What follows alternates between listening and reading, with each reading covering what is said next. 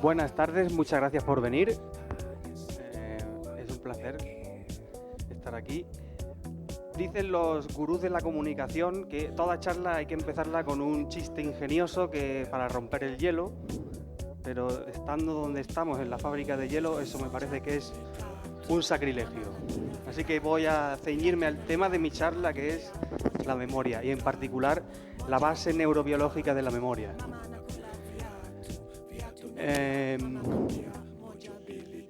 Lo que quiero intentar contaros es cómo se las apaña el cerebro para registrar experiencias y almacenar esos recuerdos. Tenemos que entrar en los engranajes del cerebro y bucear en sus profundidades. La memoria tiene una dimensión subjetiva, íntima, personal, mental, eso es cierto, pero también es cierto que la memoria tiene una base material, palpable, muy sutil y pequeña, pero medible si tienes la tecnología adecuada, e incluso puedes intervenir en ella si tienes la tecnología adecuada. Para entender la memoria, también la que sustenta el imaginario colectivo, tenemos por tanto que entrar al cerebro y bucear, hacer un viaje de lo grande a lo diminuto, entrar dentro del cerebro, ir hacia las neuronas, y dentro de las neuronas tenemos que llegar a los cambios, procesos químicos y moleculares que suceden dentro de esas neuronas. Les invito por unos minutos que hagamos que nos convirtamos en seres diminutos, como los viajes de Gulliver, para entrar en esas neuronas y ver qué pasa dentro de ellas y poder atrapar al gigante de la memoria. Les voy a enseñar algunos resultados que yo hice durante mi tesis doctoral en el Instituto de Neurociencias de Alicante. No son resultados que ya se publicaron en revistas científicas hace unos 10 años, pero lo que sí es inédito es su divulgación. Como ha dicho Mil antes, nunca antes he hablado de ello, no he contado una charla, no he escrito sobre ello. Ahora ya no me dedico a la investigación, hago comunicación científica junto a Mila en la unidad de comunicación de Fisabio, que es una excelente profesional de quien estoy aprendiendo muchísimo.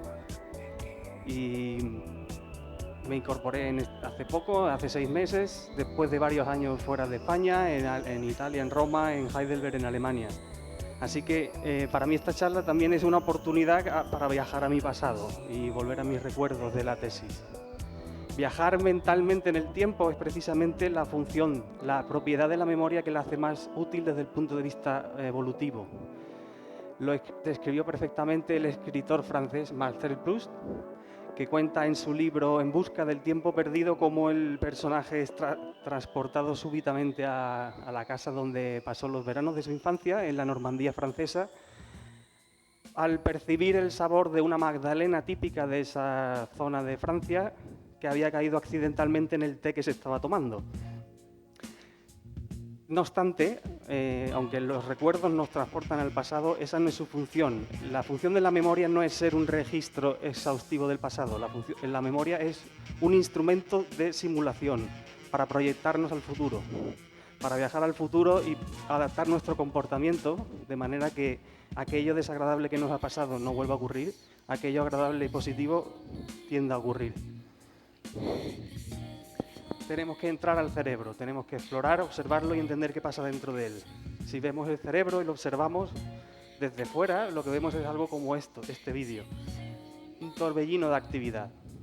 Muchas señales, aquí tenéis teñidas la actividad de neuronas individuales. Que el cerebro nunca se para, siempre está activo. ¿Qué significa esa actividad? ¿Qué nos quieren decir esas señales? La metáfora que les quiero proponer es que la memoria se sostiene, se sustenta, se registra en el cerebro como si fuera una orquesta. La memoria es una sinfonía que toca una orquesta que tiene distintos componentes, tiene distintas neuronas, que no obstante están coordinadas, y cuando suenan de manera coordinada se produce lo que nosotros vivimos como un recuerdo. La metáfora la defiendo en base a 4 argumentos. En el cerebro hay un compositor que decide qué se registra y qué no, qué experiencias van a ser almacenadas y qué no. En el cerebro hay instrumentos, que son las distintas neuronas, tocan distintas melodías pero se coordinan. Hay una partitura que dictamina esa coordinación y sincronía de esas melodías individuales de las distintas neuronas, y hay una tinta con la que se escribe la partitura, son las moléculas. adentrémonos en el cerebro. El cerebro está lleno de rincones, tiene decenas o centenares de áreas distintas, como veis ahí en ese vídeo. A medida que nos profundizamos en él, vemos un montón de esquinas con una arquitectura diferente, una orografía.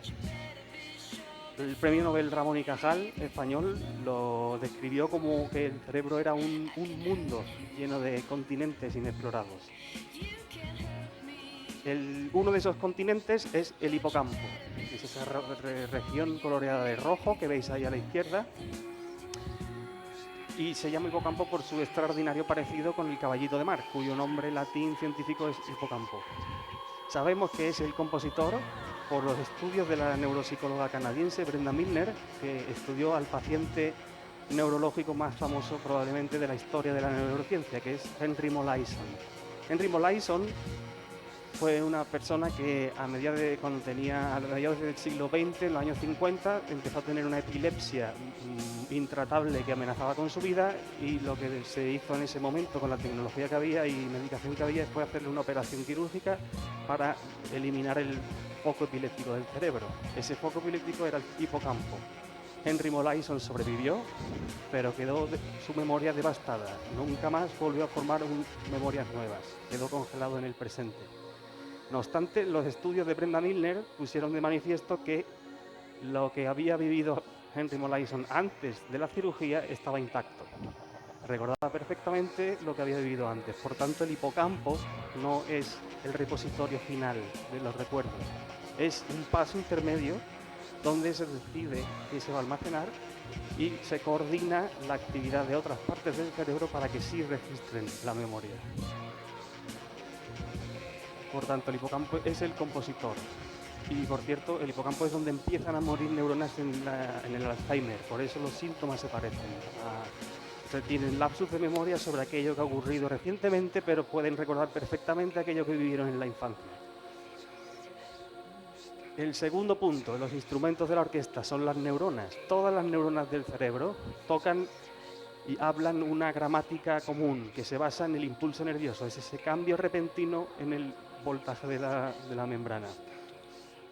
Eso es cierto, todas las neuronas del cerebro emiten señales mediante impulsos nerviosos. Todas las neuronas de todos los animales que se han estudiado. Pero las distintas neuronas del cerebro ensamblan esa unidad fundamental de distinta manera. Forman grupos de impulsos nerviosos con un patrón diferente. Y aquí vemos un ejemplo. Aquí tenéis un tipo de neurona de una parte del cerebro que emite esos pulsos regulares con determinada frecuencia. Aquí tenemos otro tipo de neurona de otro sitio del cerebro que tiene un patrón un poco más irregular. Imaginemos que el de la izquierda era un saxofonista, este sería el contrabajo, toca más, mete más contratiempos. Aquí abajo tenemos al virtuoso, el violinista, que empieza a emitir con una frecuencia altísima. Y por último, la percusión. Marca el ritmo de manera regular y va marcando el ritmo. Todo junto, esa es la orquesta. Esa es la orquesta del cerebro. Esto es lo que hablan las neuronas. Tenemos que entender qué dicen. Hay que escucharlo y decodificarlo. No lo sabemos todavía, ese es el reto. ¿Parece una mascleta o no? El tercer argumento, la partitura. Lo que coordina y sincroniza y determina cómo se sincronizan la actividad de las distintas neuronas. Ese es el engrama. El engrama es el conjunto de neuronas que sostiene una memoria, que codifica una memoria. Distintas neuronas codifican distintas partes, aspectos de esa memoria, un determinado aspecto sensorial, un determinado momento donde ocurrió, codifican distintos parámetros, pero conjuntamente cuando tocan todas ellas, el resultado es la memoria. Veamos un ejemplo concreto, que es el engrama, con un tipo de memoria que describió Ivan Pavlov, la memoria asociativa. Lo que consiguió Pavlov es que los perros salivaran cuando oían el sonido de una campana. ¿Cómo lo consiguió? Presentándole de manera asociada dos estímulos, el sonido de la campana con un filete que sí produce la salivación. Imaginemos que esto es un cerebro en miniatura y cuando tenemos un sonido de una campana se activa un conjunto de neuronas, un circuito de neuronas representa ese sonido, ese estímulo sensorial, que aquí tenemos las neuronas sensoriales, aquí las neuronas motoras que activan músculos y por el medio pues todo lo que procesa e integra. Tenemos otro circuito diferente que codifica el estímulo sensorial de la carne. ¿Qué pasa cuando los presentamos los dos a la vez? Muchas veces, pues que surge esto. Surge una conexión entre una neurona de un circuito y el circuito del otro. De manera que cuando después presentamos solo el estímulo de la campana, acaba activando ese otro circuito que sí conecta con los músculos de la glándula salival que produce salivación. Esa es la plasticidad neuronal famosa. La plasticidad neuronal es el mecanismo por el cual se ensamblan los engramas, se ensamblan los conjuntos de neuronas que almacenan los recuerdos. Aquí podría terminar ya, pero no. Veamos un ejemplo. Aquí veis neuronas conectadas mandándose esa chispa, el impulso nervioso que salta de una neurona a otra. En la sinapsis se convierte la señal eléctrica en una señal química. Aquí se libera el neurotransmisor y lo vemos en detalle. Llega el impulso nervioso por esta neurona y esas vesículas que contienen el neurotransmisor se vierte a la membrana y el neurotransmisor aquí se pega al receptor.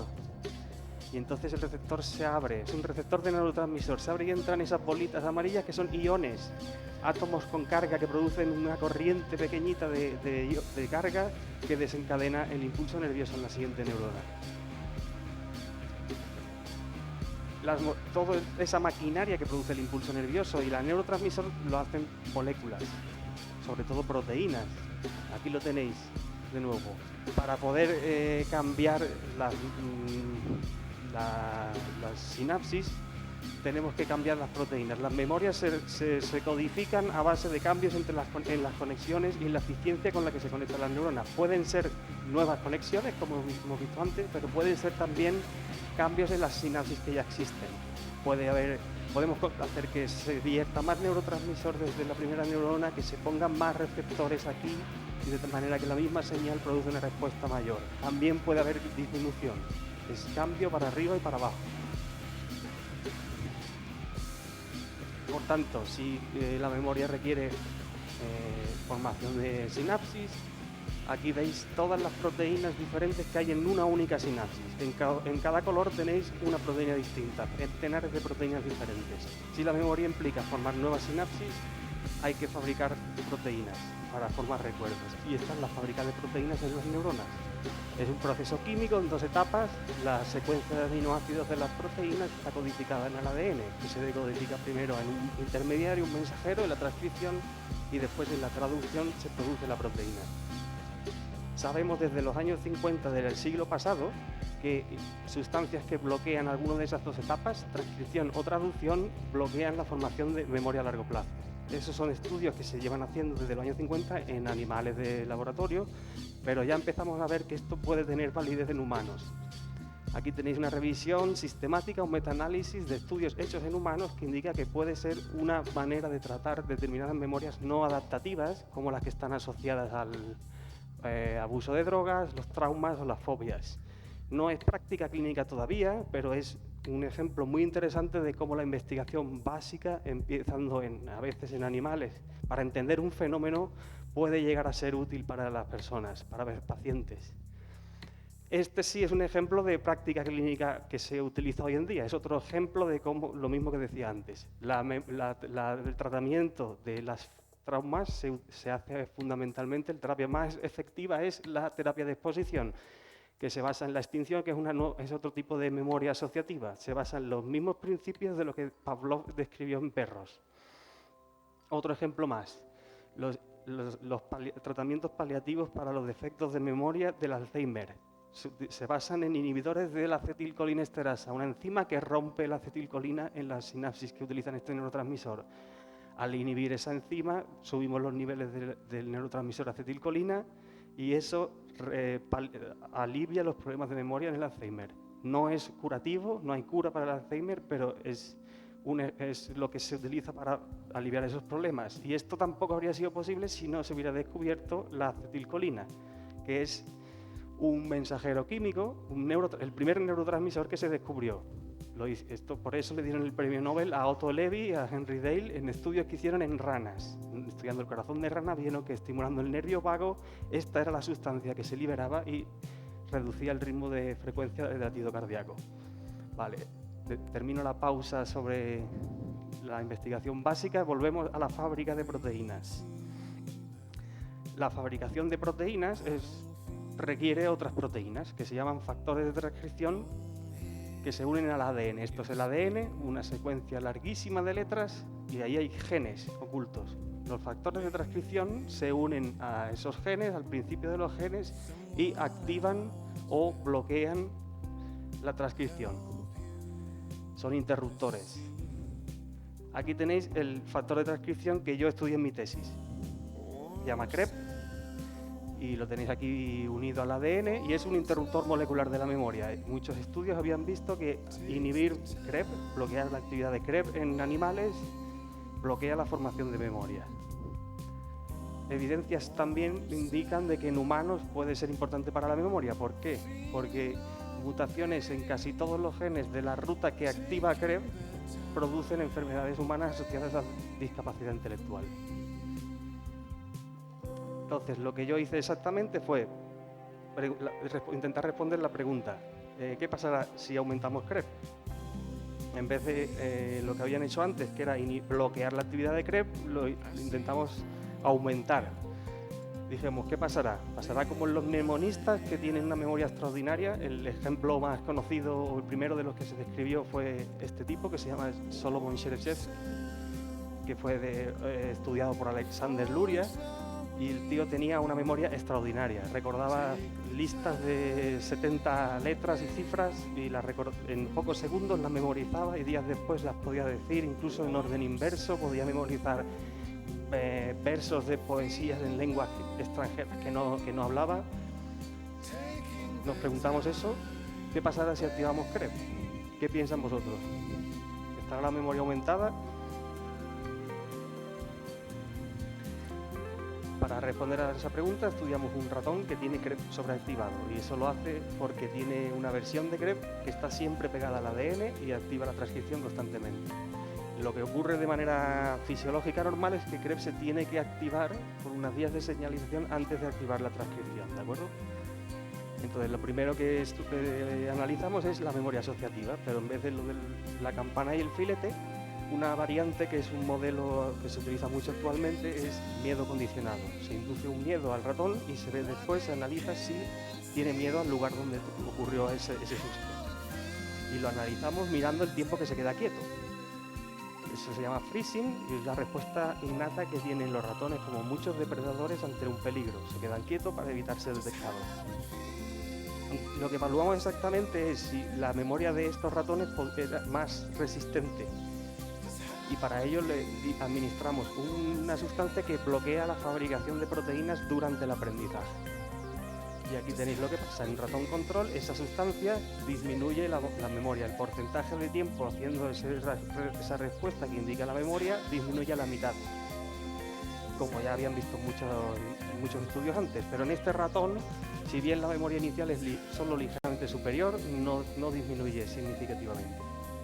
Por tanto, su memoria es resistente a ese tratamiento. Lo que interpretamos, pues que la activación de CREB lleva su tiempo. Tiene que llegar señales fuera de la neurona, de los neurotransmisores, llegar al núcleo, activarse y producir los productos génicos que se distribuyen por la sinapsis que se tengan que cambiar. El ratón que tiene CREB todo el rato activo, estas sustancias ya están presentes al principio del entrenamiento. Si bloquea su fabricación, no tiene efecto porque ya están ahí. Digamos que el ratón tiene instantáneo el proceso molecular por el cual se consolidan las memorias. ¿Vale? De alguna manera es una memoria facilitada. Entonces, lo que puede estar todo el mundo pensando, ¿es esto similar a lo que le pasa en la película de Sin Límites?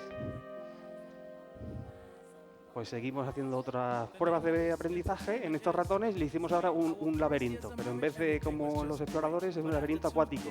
Metemos los ratones en una piscina y donde la única escapatoria es una plataforma que no se puede ver porque es transparente y está ligeramente sumergida. De manera que la única manera de localizarla es aprender la configuración espacial de la habitación que rodea a la piscina. Este es el señor que lo inventó, Richard Morris. Aquí vais a ver un vídeo visto desde arriba. Esto indica dónde está la plataforma. Esto no representa ninguna amenaza para su vida, el agua está calentita y los ratones saben nadar perfectamente, como veis ahí, solo que no les gusta el agua y entonces quieren escapar. El primer día dan muchas vueltas, después de 8 días de entrenamiento, entrando por distintos sitios, veis como un ejemplo de un ratón con muy buen aprendizaje. Directamente se dirige hacia la plataforma. Y por último hacemos una sesión de examen. Quitamos la plataforma y medimos durante 1 minuto cuánto tiempo pasa buscándola, nadando por esa zona donde estaba la plataforma.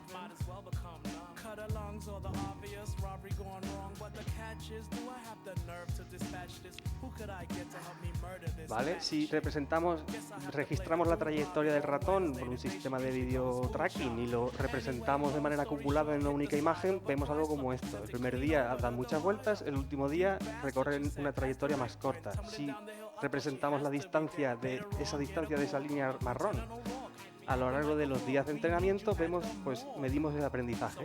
El primer día tardan mucho, un ratón normal tarda mucho en llegar a la plataforma, los últimos días tardan mucho menos, 4 veces menos. ¿Qué pasa con los ratones que tienen CREF sobreactivado? Pues si bien los primeros 6 días de entrenamiento es parecido, los últimos 2 días recorren una distancia mayor, un 50% mayor. Eso significa que tienen problemas. Entonces dijimos, ¿cómo puede ser? Tiene la memoria facilitada, pero después tiene problemas. ¿Esto qué es? Pues planteamos que seguramente eso se debe a que la prueba de la piscina es más compleja, tiene más estímulos, en realidad implica la capacidad de integrar distintas experiencias, porque el ratón va entrando por distintos sitios cada día. En el entrenamiento tiene que ser capaz de integrar todo eso. Si memorizas instantáneamente cada una de las experiencias que vives, puedes tener problemas para integrarlo. Y entonces dijimos, pues si esto es así, hicimos otro experimento. Si esto es así, darle más estímulos les tiene que perjudicar. Para eso los pusimos en un parque de atracciones, con tuberías, con ruedecitas que les encantan a los ratones, y los comparamos con los ratones en una jaula normal, que es bastante aburrida. Y ahora vais a ver el resultado de una prueba de memoria donde se quitaba la plataforma. Medimos el tiempo en el cuadrante donde estaba la plataforma. Cualquiera que come queso sabe que si te comes un cuarto de queso te has comido el 25%. Por tanto, un ratón que pasa el 25% en ese cuadrante nos muestra signos de memoria. Un ratón que sí recuerda bien dónde está la plataforma pasa mucho tiempo, o el 100%. Y esto es lo que encontramos. En ratones controles, como habían visto muchos antes ya, el ambiente enriquecido lo aumenta ligeramente. En ratones con CREF sobreactivado, si bien ya parte de un nivel más bajito, cae a niveles del azar. Por tanto, sí, les perjudica, la sobreestimulación perjudica si tú tienes la maquinaria molecular de la memoria activa todo el rato. Después, con el tiempo, me di cuenta de que esto ya lo había propuesto Jorge Luis Borges en una de sus ficciones, Funes el Memorioso, que era un personaje que todo lo recordaba, todo, pero tenía problemas muy graves. No podía abstraer, no podía conceptualizar. Por ejemplo, le costaba comprender que la palabra perro abarcara a tantísimos individuos tan diferentes en forma, color, tamaño. Eso pues hasta se puede llegar a entender, pero que no pudiera entender que un mismo perro que veía en un momento de frente era el mismo que otro perro que había visto el mismo perro que veía de perfil 2 minutos después, sugiere que es parecido a lo que le pasa a este ratón. Almacena inmediatamente todo lo que vive y no es capaz de integrarlo. La memoria no es funcional que sea un registro exhaustivo de todo. Hay que filtrar. Se tiene que filtrar primero para después reconstruir. Eso permite generar conceptos, abstraer. Y aquí termino. Si tenéis más curiosidad, pues podéis leer algunos de los libros que he escrito o ver mi página web, seguirme en Twitter y lo que queráis preguntar. Muchas gracias.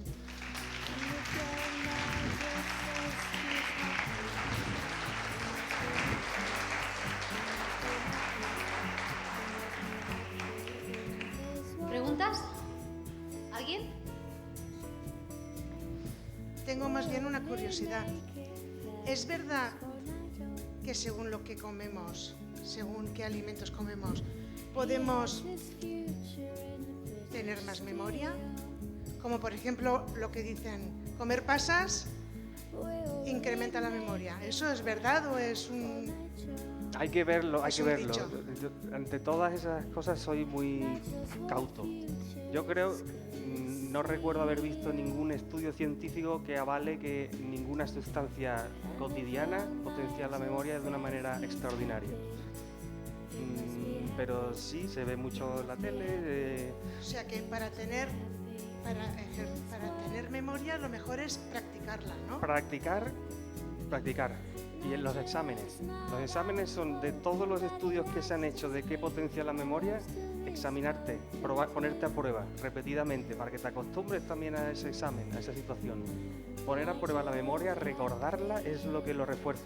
De todo lo que se ha evaluado es lo que más funciona. También, comer no es que ningún alimento en particular potencie la memoria, pero hay que tener una dieta saludable, tener una vida saludable, dormir bien. Dormir es un motor de la memoria. Al dormir se filtran también, se ayuda a que se filtre información y se le dé sentido. Vida saludable y practicar. Ya está. Gracias. Nada. ¿Más preguntas? ¿Alguna más? ¿Por ahí? Hola, buenas. No es una pregunta como tal, pero estoy haciendo el máster en neurociencias y me parece interesante porque el otro día justo en clase dimos que para crear un recuerdo como que se tienen que sincronizar las ondas, como que las ondas gamma se meten en las ondas teta, ¿no? Que llevan ritmos diferentes y juntos se abre justo una ventana temporal para crear un recuerdo.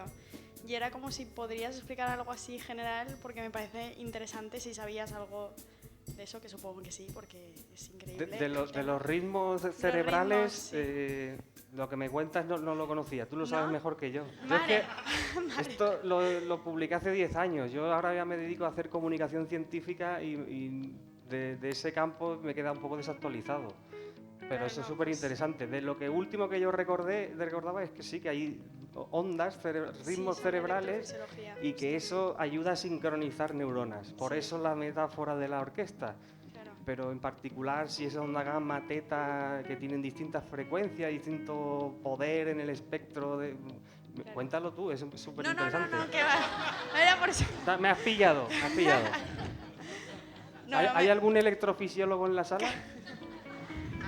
Es que en el máster están dando mucha caña con la electrofisiología y me parece también... Bueno, no sé si enhorabuena o lo siento mucho. Pero está genial abordarlo también desde un punto de vista neuroquímico que siempre como que intentamos ir al núcleo de...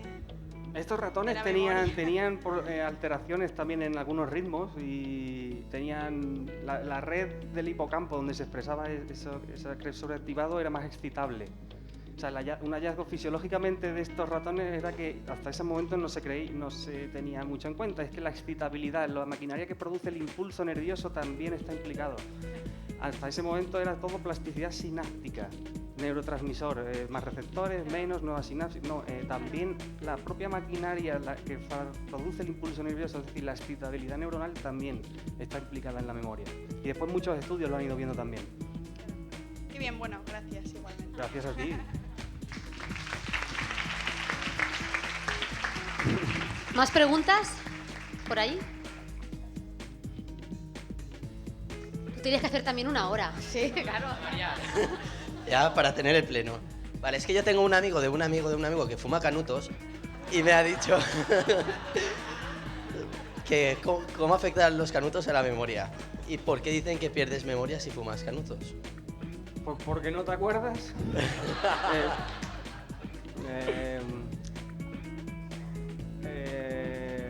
¿Es por los receptores? Afecta negativamente el consumo de cannabis fumado, sí. Pero después hay receptores de cannabinoides implicados en esta orquesta química. Entonces, pero eso no significa que tal como se administra de manera convencional o ociosa, potencia o pueda... Pero sí, creo que también hay evidencias de que eso bueno no es. No puede ser bueno porque te distraes, ¿no? En fin, lo que tú muy bien conoces, lo que tu amigo sabe. El amigo de mi amigo. Muchas gracias porque a partir de ahora ya no se va a poder poner en YouTube esta charla. ¿Alguien más? ¿Alguna pregunta?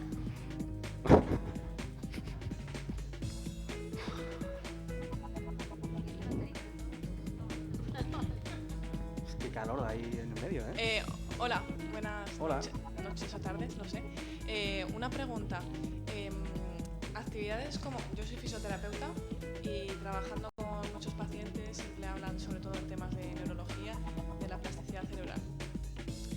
En todo lo que, por ejemplo, es el desarrollo de los niños pequeños, se habla siempre de actividades que son innatas, ¿no? Como puede ser caminar, el volteo, etcétera, etcétera.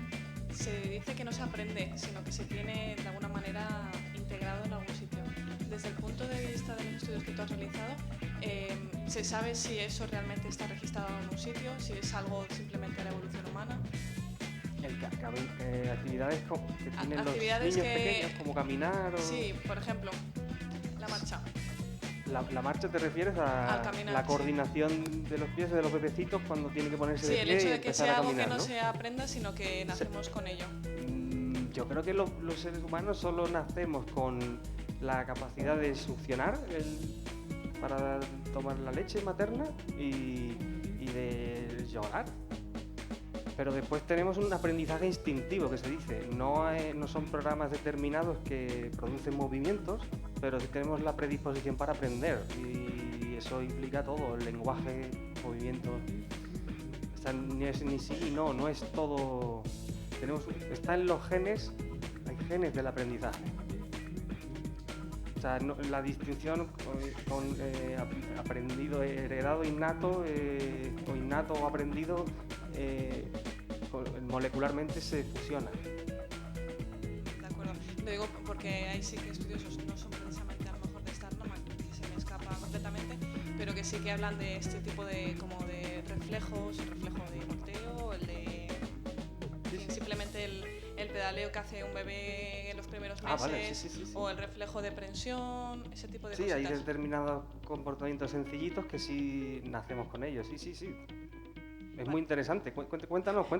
No. Muchas gracias. No, gracias a ti, por Dios.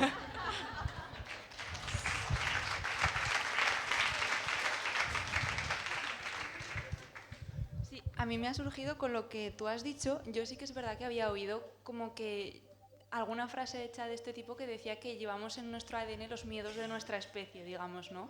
Y yo eso siempre lo había asociado como que los instintos a lo mejor que se han aprendido a lo largo de la evolución como que se traducen en unas ciertas estructuras neuronales que nos llevan a tener miedo de determinadas cosas o a tener esos instintos, como ha dicho ella. Pero realmente es algo que he deducido yo y no sé cuánto de verdad hay en ello. ¿Tú sabes Está en algo? camino, ¿no? Ahí empieza a haber algunos indicios en animales de que se pueden heredar señales químicas de aprendizajes y que y además se produce una mayor proporción de ese comportamiento. Pero esto hay pocas evidencias todavía, porque esto rompe totalmente con la anterior evolución de Darwin. Hay que verlo, ya te digo, algunas de las cosas que os he contado se empezó a observar hace 50 años en animales, ahora empieza a haber miles de estudios en humanos. Se empieza a ver en animales, lo de que se pueden heredar aprendizajes, se empieza a ver en animales hace 10 años. Tiene que pasar mucho tiempo para saber si es verdad, qué hay ahí, en fin. Es interesante, si ocurre es interesante, pero no podemos ahora todavía... Hay que estar al tanto, hay que estar atento, ver qué pasa en ese campo de investigación. Vale. Pero gracias, sí, gracias. ¿Alguien más? ¿Por allí?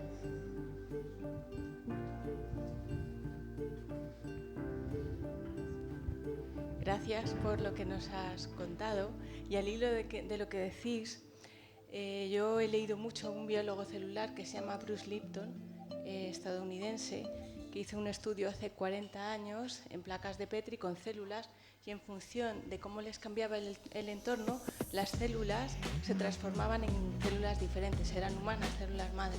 Entonces se transformaban o en célula muscular, o en célula ósea, o en célula que generaba cualquier otro tejido.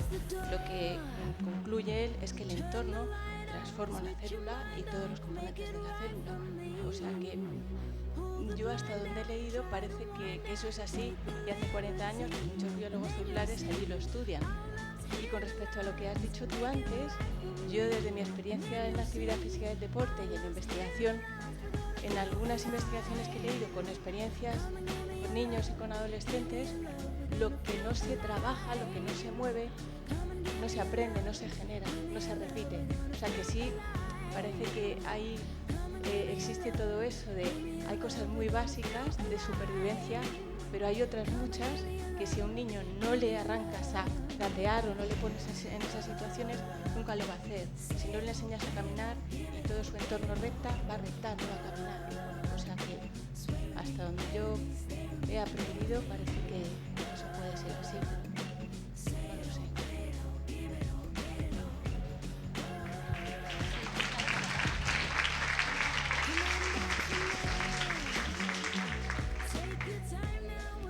Bueno, yo soy neurocientífico también, electrofisiólogo.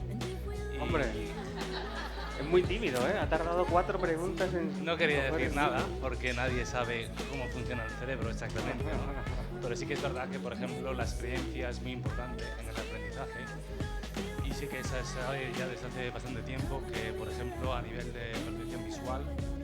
Experimentos en donde hay deprivación de la experiencia sensorial, se le cubre un ojo a un gato, pues, por ejemplo, esto afecta su capacidad visual y su agudeza visual. De hecho, cuando los bebés recién nacidos nacen, su visión es muy pobre. Pues la experiencia visual lo que hace que se haga una especie de tuning de las neuronas, no sé cómo se dice esto, hay conexiones neuronales que se refuerzan y otras que no. Y eso es un aprendizaje que se llama plasticidad neuronal, como has dicho, y bueno, que es basado en la experiencia sensorial. Y bueno, y luego eso es lo que se llama aprendizaje sensorial, pero luego hay un aprendizaje cognitivo, que es más elaborado, que involucra ya neuronas a nivel cortical. Los actos reflejos, como por ejemplo el reflejo pupilar, ya depende de neuronas subcorticales, ¿no? Y bueno, eso es un poco... Pero cuéntanos lo de las vibraciones. Las oscilaciones del cerebro. Bueno, este es un área reciente. Es complicado, pero bueno, yo no soy experto en memoria, soy experto en percepción y en atención visual. Y lo que sí es cierto es que si no hay atención, no hay memoria, ¿no? Primero tienes que codificar, tienes que prestar atención al estímulo para poder luego lo que se llama en inglés encoding o codificarlo, ¿no? Es cierto que hay estudios con encefalografía donde demuestran que realmente tu actividad neuronal crea esta sincronía de neuronas de las que hablabas en tu charla, crean oscilaciones a nivel de encefalograma en diferentes frecuencias, ¿no? Alfa es 8 o 10 hercios, gamma es más alto, son 40 hercios, y estas ondas gamma están relacionadas con la atención, por ejemplo, zeta con la memoria, entonces bueno, y hay un rol ahí. ¿no? Facilita Sí, que claro. se produzca el disparo simultáneo de 2 neuronas. Exacto. Y eso hace que se refuerce la Esta conexión, sincronización ¿no? es muy importante, exacto. Porque si 2 neuronas no están sincronizadas, entonces la probabilidad de que el impulso se transmita es muy baja. La sincronía neuronal es muy importante para que haya transmisión. Si no, no llegas al umbral de disparar el siguiente. Genera también la plasticidad hebbiana, ¿no? Plasticidad, cuando 2 neuronas Exacto. disparan a la vez, Refuerzas esa conexión neuronal más. quita el magnesio de que Sí. bloquea los canales de NMDA y entonces empiezan Exacto. las señales de calcio que acaba activando a CREP. Exacto. El cerebro único. aprende y se modifica continuamente porque se crean conexiones neuronales nuevas. Eso está súper, bueno, hasta no fotografiado, o sea que es una evidencia muy fuerte. Y luego también lo que no se sabía, que hasta hace poco se pensaba que siempre perdíamos neuronas, también se crean neuronas nuevas, sobre todo en la zona del hipocampo que está asociada con la memoria. Pero bueno, eso, bueno, no quiero decir nada más porque tampoco... Muchas gracias.